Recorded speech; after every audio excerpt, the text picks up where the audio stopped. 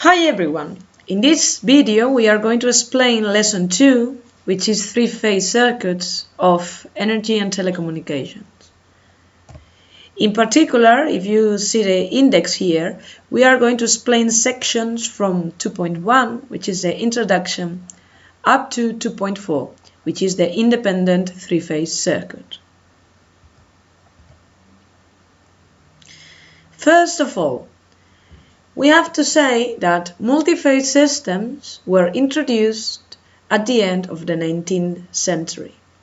In particular, three-phase systems are the most common in generation, transportation, and distribution of electrical energy. The reason is that they have several advantages, and some of them are the following. Given a fixed voltage value, the transportation of electrical energy is less expensive with three phases, because for the same electrical power and the same losses, they need 25% less copper. Let's see the demonstration of this. If we express the Joule effect losses in a single-phase system, they would be equal to 2 times the resistance multiplied by the square of the current. The resistance can be expressed as the resistivity multiplied by the length and divided by the cross-section. And here we are considering the square of the single-phase current. If we are calculating the Joule effect losses in a three-phase system, then they will be equal to 3 times the resistance multiplied by the square of the current.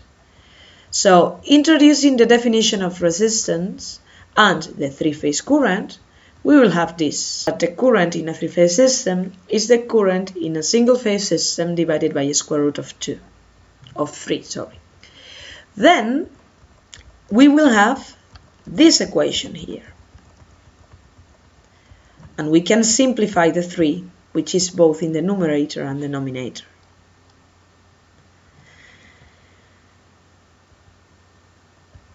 As we are considering cases in which the Joule effect losses are the same for both single-phase and three-phase systems, we can introduce the values that we have obtained. We can introduce the values that we have obtained for the single-phase and three-phase losses.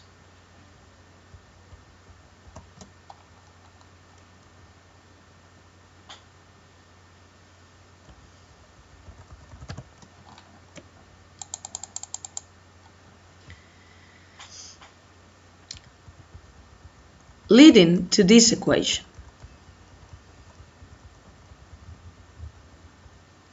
In this equation, both the resistivities and the lengths are the same because we are considering an equivalent circuit which is made of the same material.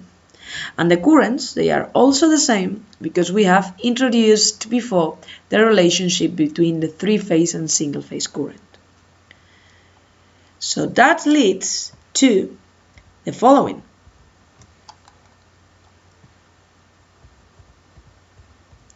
That leads to this relationship here, which is that the cross-section needed in a single-phase system would be twice the cross-section needed in a three-phase system. We need to compare the volumes, and the volumes, as you know, can be obtained by the product of the cross-section by the length. So the volume in a single-phase circuit would be the cross-section in single phase multiplied by the length. And remember that in a single-phase system we have 2 cables, the phase and the neutral. So the total length would be 2 times the length. If we do the same for three-phase systems, then we have the needed cross-section in three-phase, which is a half of the needed cross-section in single phase, as we have determined before, and the length, which is 3 times the length, because we have 3 phases. So in this case, as you can see, there is a factor of 0.75 of the volume in single phase to 3 phase. So that means that we need a 25% less of material in the case of 3 phase circuits. Another advantage is that the instant power is constant in a 3 phase installation, in contrast to the pulsating instant power in a single phase system, and that reduces vibrations and stresses in rotors of 3 phase motors.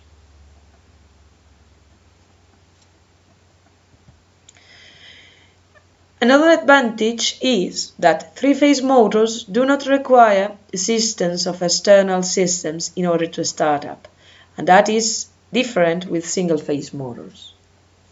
The reason is that with single phase motors, the starting torque is so low that they have a main working winding and an auxiliary winding for the startup. The power in single phase systems is a sinusoidal function that passes zero at some instance, and because of that we don't have the needed power for the startup. On the other hand, in 3 phase systems, they are supplied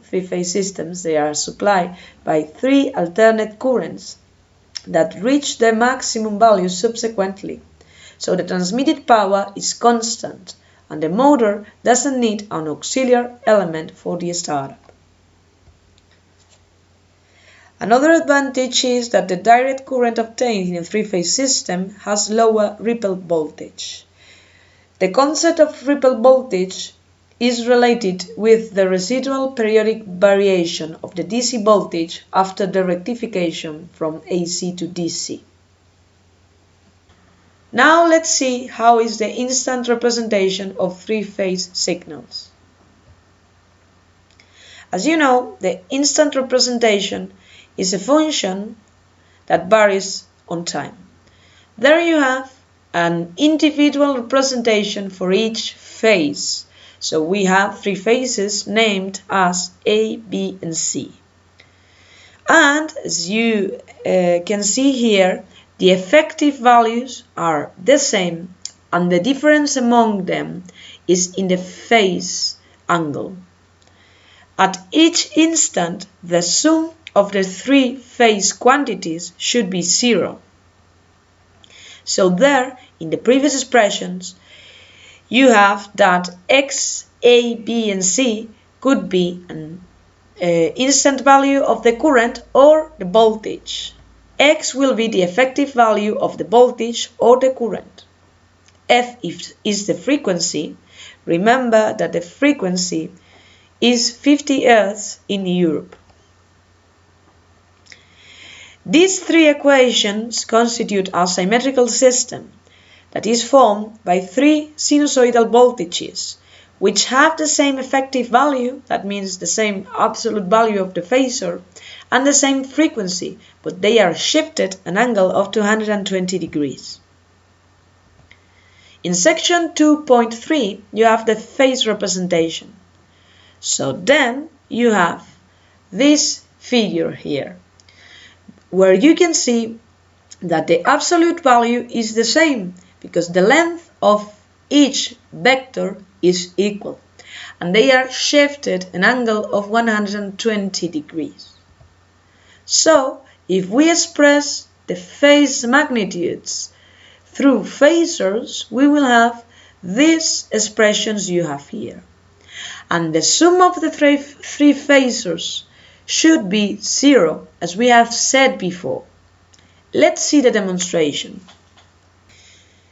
Here you have the 3 phasors which can represent voltages or currents with their absolute value and vector that represents their direction. Here, the real part is the cosine of the angle, while the imaginary part is the sine of the angle. If we sum the 3 phasors, then you will see that the real parts sum 0 and the same happens with the imaginary path. So it is demonstrated that the sum of the three quantities is equal to 0.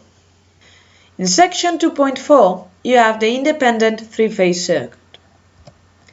So the easiest way to construct a three-phase voltage system will be to unite three independent single-phase generators, which must have the same frequency and effective value, but a different starting phase. So there you have an image with three different circuits represented in green, black, and red color. So the current in each of the three meshes could be obtained by applying the Ohm's law. The current will be the same as the voltage divided by the impedance. When we talk about balanced systems, that means that the impedance that we have connected in each of the three phases is equal, and it is equal both, they are equal both the absolute value, which is here represented by Z, and the angle, which is represented by phi. So each current will be the voltage divided by the impedance, and we have said that in a balanced system the three impedances are equal.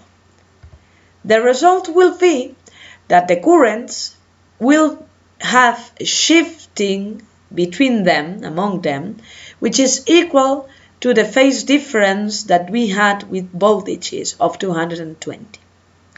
Let's see that in a diagram. Here you have the voltages, which are phase voltages, UA, UB, and UC, are shifted an angle of 120 degrees. And the currents, which in this case are called line currents, IA, IB, and IC, they are also shifted the same angle. They are shifted with an angle of 120 degrees. The angle between the phase voltage and the line currents is phi, which was the angle of the impedance connected in each phase of the system. So here you have the three expressions for the currents. In the case of a balanced load that we have mentioned before, the currents will also sum 0 because of the same reason that the voltages summed 0 before. It is only true with balanced systems. When we have unbalanced systems and the impedances connected in each phase are not equal, that won't be true.